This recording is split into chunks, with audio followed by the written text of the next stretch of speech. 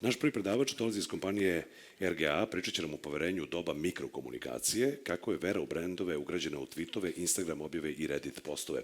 Gospodin Chapin Clark. Chapin, the stage is yours. Great, thank you. Welcome to Microtrust, How Faith in Brands is Measured in Small Moments. Thank you for climbing the stairs. That's a lot of stairs. I barely made it myself. So I'd like to take you back to 2016 and talk about Wells Fargo a little bit, big bank in the US. So Wells Fargo had created this culture of insanely aggressive sales goals where employees felt so much pressure, they were actually creating fake accounts in customers' names. So eventually this was all exposed, and Wells Fargo tried to pass this off as the work of just a few bad apples. It wasn't a systemic thing according to them. This is a statement from a spokesperson. This was not part of an intentional strategy.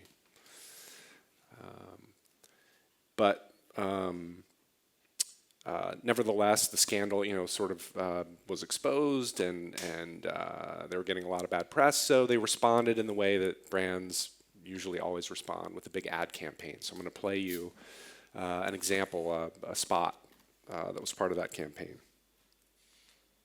We know the value of trust. We were built on it. Back when the country went west for gold, we were the ones who carried it back east. By steam, by horse, by iron horse. Over the years, we built on that trust. We always found the way. Until we lost it. But that isn't where the story ends. It's where it starts again. With a complete recommitment to you. Fixing what went wrong, making things right, and ending product sales goals for branch bankers. So we can focus on your satisfaction. We're holding ourselves accountable to find and fix issues proactively, because earning back your trust is our greatest priority. It's a new day at Wells Fargo, but it's a lot like our first day. Wells Fargo, established 1852, re-established 2018. You feeling it? Feeling the trust? The title of that ad was actually Trust, by the way. And they also tweaked their logo for some reason. I'm not sure what that accomplished, but but people have become very media savvy, very marketing savvy, and they weren't buying it. As a management consultant who was quoted in this article in the LA Times said, "It's always easy to run an ad campaign. It's hard to change a culture, and consumers are smart enough to know that advertising is not to be trusted." Meanwhile, online, negative sentiment was spiking. There are tweets like these showing up all over the place. The brand sentiment was tanking. But I would argue that this is where the work of rebuilding trust has to occur. You have to offer up something that for people like this that answers their concerns, their questions. It's much easier to do an ad that doesn't really say anything, but it's not going to get you anywhere, I think, where brand trust is concerned. And ultimately, this all affected Wells Fargo's bottom line. It's still affecting the brand, actually. Overall, in 2018, their deposits shrank 3%, or $40 billion. Meanwhile, their competitors' deposits were going up at that same time. Volkswagen, so this is a similar story. I'm sure we're all familiar with this. It's a huge story. VW was rigging its diesel cars to cheat emissions tests. And then when it was found out, they covered it up, tried to cover it up. They tried to blame it on just a few rogue engineers like Wells Fargo. This is not a systemic thing. It's just a few people sort of acting on their own. But as it turned out, it was a systemic problem that went all the way to the top of the company. And in response, VW ran print ads like this. Headline is, "We have broken the most important part in our vehicles, your trust," which is a nice headline. But notably, nowhere did VW apologize for what they had done or even acknowledge the issue. They referred sort of obliquely to affected vehicles that may need attention. And in the 8 months between being called out for cheating and agreeing to pay a $15 billion fine, VW increased spending on its broadcast ads, peaking at 3 times the number of airplays versus pre-scandal levels. But VW didn't apologize in those ads either, or even acknowledge what was going on. In fact, the ad that was played the most during that period was called Party, and it featured celebrities talking about VW's smartphone technology. Meanwhile, on Twitter, 73% of all posts referencing VW are negative. The brand's, brand sentiment was tanking by one measure, going from positive 11 to negative 2. And I think most notably, this is the big thing here. The brand's Twitter account was not replying at all to people tweeting at it. So think about that. No replies. And again, I think I would argue this is where the work of rebuilding brand trust has to happen. This is where the perception of the brand is being framed. And it's really tweet by tweet. It's in these micro moments where that work has to happen. But a lot of companies aren't willing to do that work, or they just don't see the importance. And my final sort of example to set things up, REI. Now this is a brand in the States not typically associated with scandal. In fact, it has a pretty strong reputation.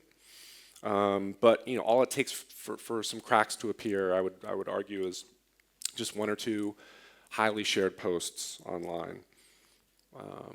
In the advertising world, people love Opt Outside, which is a campaign that REI does every year around Black Friday, which is like the biggest shopping day of the year in the States, where they close their stores and urge people to go outdoors and be active outdoors. A couple years ago, REI's CEO did a Reddit Ask Me Anything, an AMA, which is basically a live Q&A online. And he was surprised by questions from his own employees during the AMA asking why REI forced them to pursue such aggressive sales goals and then punished them for not meeting them. And so you see this question here at the top. I'm wondering why there's such an obsessive emphasis on membership sales. This question got thousands and thousands of upvotes and shares, and it led to headlines like this. So I think what all this underscores basically is that people are much more apt to believe what a brand does and what it says in direct communications with people than they are to believe in a brand's advertising. People are also inclined to believe what their friends are saying online much more over what a brand says. 51% of social media users are looking for product information prefer posts from other consumers. And there's just a high level of distrust around advertising and brands generally. I think we've all seen stats like this. And the old adage holds true, I think. Actions speak louder than words. 58% of adults don't trust a brand until they've seen real world proof that they've kept their promises. This was an interesting headline that got a lot of play recently. Cause marketing is all the rage among brands, but there's a problem. The cause part is working.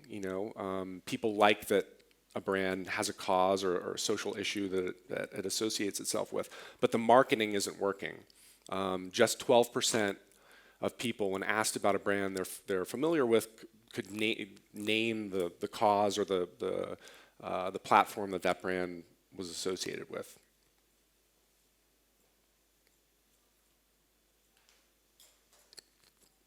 So the bottom line, I think, is you can't count on advertising to establish, hold, or rebuild trust.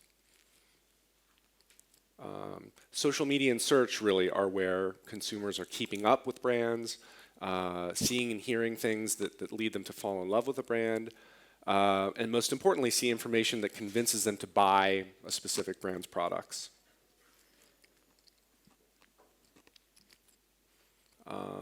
And small interactions can have a huge impact. Customer service, I think, is really important here. So whether it's positive or negative, people will share their customer service experiences.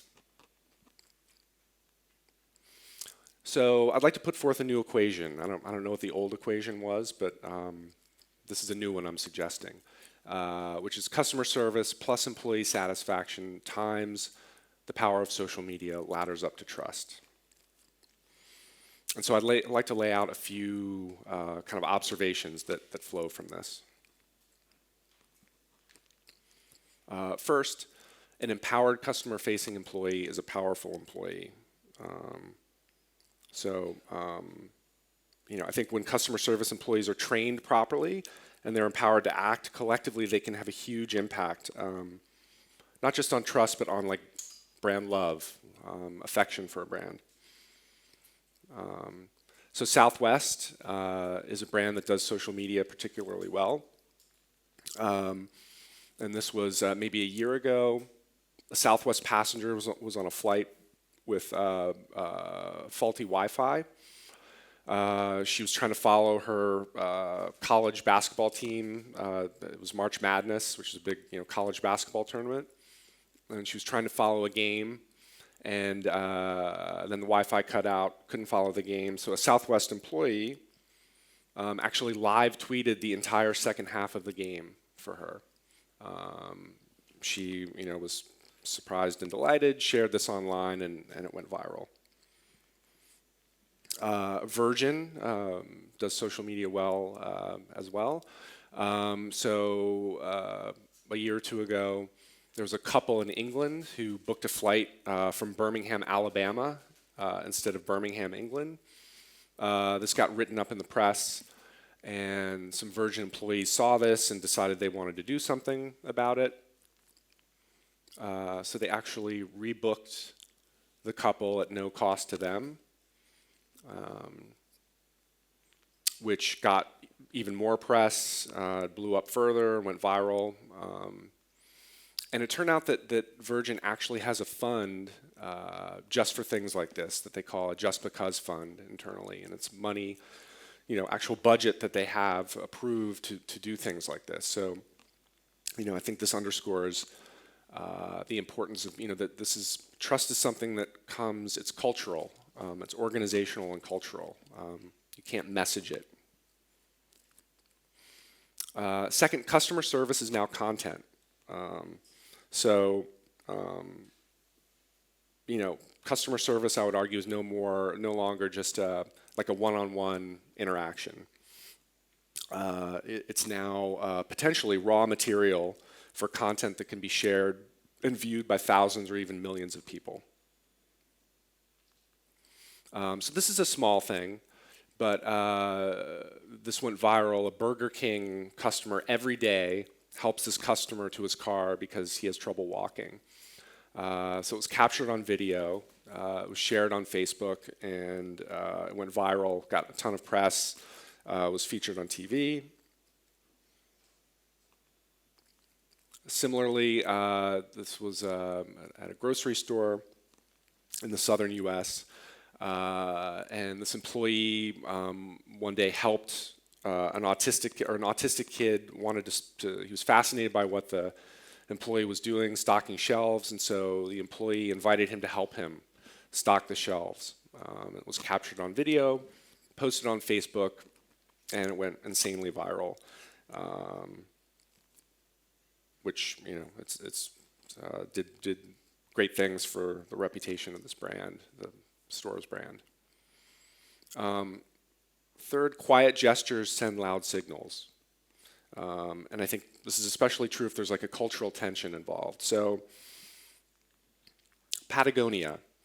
So in the US, Patagonia is, they make outdoor activewear clothing.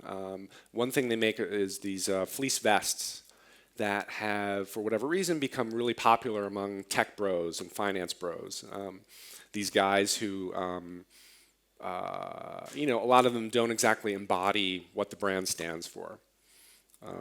And so Patagonia, very quietly, they didn't make an announcement about this, but they decided to stop selling these branded fleece vests to finance companies and tech companies. And this was something that was kind of discovered by accident, actually, but the press picked it up and social media fueled it. And the effect of it, it sent a strong message to the brand's most loyal customers, which was, we haven't forgotten what we stand for and why you love us in the first place, and we're not selling out. And finally, a new class of arbiters is deciding whether your brand is trustworthy or not. So it's not the mainstream media. It's certainly not brands themselves. These are industry insiders who have turned whistleblowers, or just passionate amateurs, outsiders, who are really savvy about using social media as their platform. So in the beauty industry, you have Estee Laundry, which is an Instagram account that calls out companies for fraudulent practices. And then you have Diet Prada, which is probably the best known and sort of the original of these. Also an Instagram account, and they made a name for themselves calling out fashion designers who rip off other designers. So just a few takeaways. First, no amount of messaging is going to correct a cultural problem or a fundamental business problem in a company. Trust is something that a lot of the things I've been talking about stem from really like work that's done culturally and organizationally within a company. Everything becomes visible eventually, so there's, in the social media age, there is no hiding anything. It all comes out, it all gets shared, it all gets talked about.